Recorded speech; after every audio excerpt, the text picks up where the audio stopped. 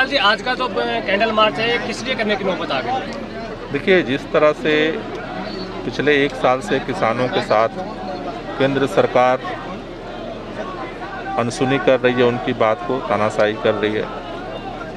उत्तर प्रदेश के लखीमपुर खीरी में जो घटना हुई, किसानों की मौत हुई है, उसने पूरे देश को आंदोलित किया है। पूरा देश दुखी है क्योंकि पहले तो 1 साल से बात नहीं सुन रहे हैं और इस तरह से कुचल के मार देना कहीं ना कहीं ये इस बात को दिखाता है कि भारतीय जनता पार्टी के नेताओं में बहुत ज़्यादा अहंकार है।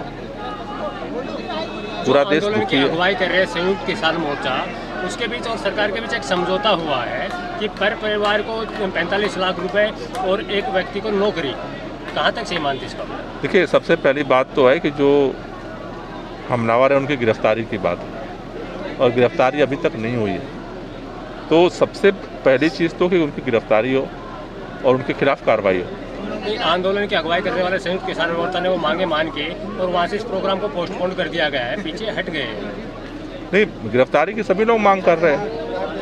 गिरफ्तारी तो हुई नहीं। संयुक्त किसान मोर्चा ने मांगी थी वहाँ पे, वो सारी मान ली गई है। नहीं मानी गई है गिरफ्तारी की।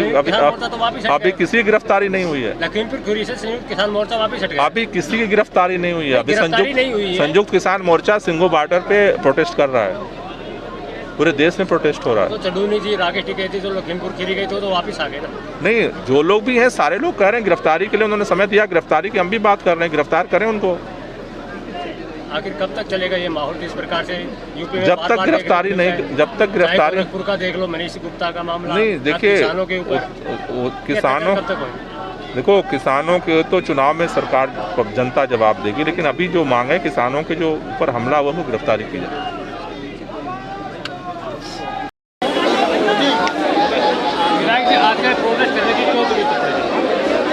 देखिए, उत्तर प्रदेश में जो ये घटना हुई है, किसानों को कुचल के बीजेपी के मंत्री के बेटे ने जो तानाशाही करके दिखाई और जो किसान लखीमपुर में शांतिपूर्ण तरीके से धरने पर बैठे थे उनको कुचल के मारने की जो ये मारा गया है और किसान आंदोलन को जो कुचलने की कोशिश की जा रही है बीजेपी के द्वारा, ये बहुत ही घृणित कार्य है।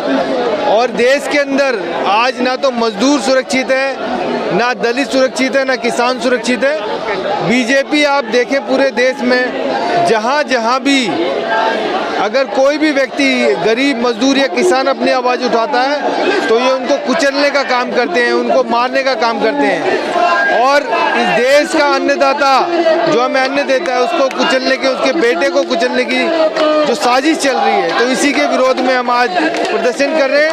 और हम ये चाहते हैं कि अन्नदाता के हत्यारे जो हैं उन लोगों को तुरंत पकड़ के फांसी दो और बीजेपी उस मंत्री को भी सजा दे जिसका वो बेटा है। और मैं तो यहाँ तक कहना चाहता हूँ कि मोदी साहब भी अपना इस्तीफा दें।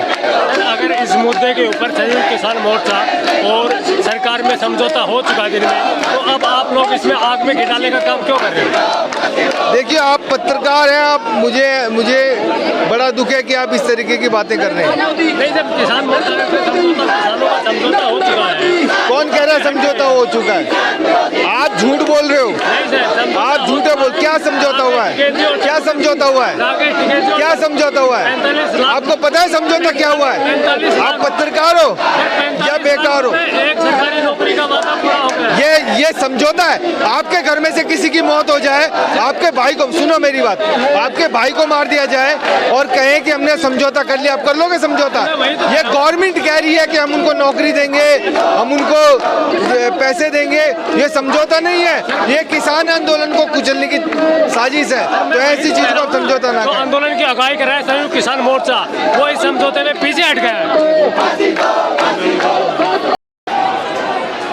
नेताजी, ऐसी क्या नौबत आ गई तो आपको कैंडल मार्च करना पड़ रहा है? कैंडल मार्च ये देश के लिए आज का दिन बड़ा ही दुर्भाग्यपूर्ण है और निरंतर मोदी की सरकार में और उत्तर प्रदेश के अंदर योगी की सरकार में इस तरह की आम निरंतर घटनाएं घटित होती रहती हैं। और जैसा कि आपने सुना होगा, आप लोग पत्रकार हैं, कल लखीमपुर खीरी के अंदर जो किसान अपने तीनों काने कानूनों को ख़त्म करने के लिए जो बैठे हुए थे, शांतिपूर्ण तरीके से वो अपनी मांग रख रहे थे, उसको इतनी बुरी तरह से उनको हटाने के लिए और वहाँ के जो केंद्रीय राज्य मंत्री हैं अजय मिश्रा जी के सुपुत्र ने अपने काफिले के साथ हमला किया और ऐसा हमला किया कि उसमें 4 लोगों के ऊपर, 4 किसानों के ऊपर उन्होंने गाड़ी चढ़ा दी।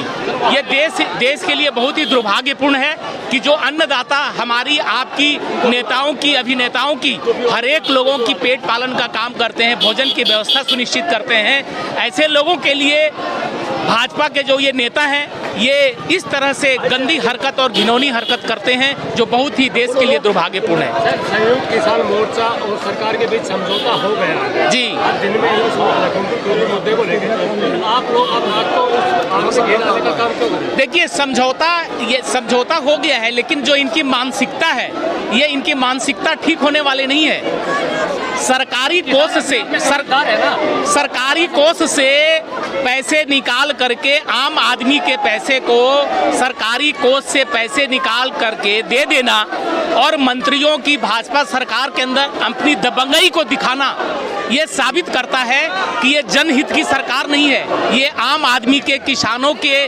व्यापारियों के, आम नागरिकों की बात को नहीं सोचती है। किसान अपना भला खुद समझते हैं, तो अपना भला समझते हुए इस समझौते में मान गए हैं कि मरने वाले पर नहीं, हम लोग जो यहाँ पे एकत्रित हुए हैं उन किसानों के प्रति हम संवेदना व्यक्त करते हैं।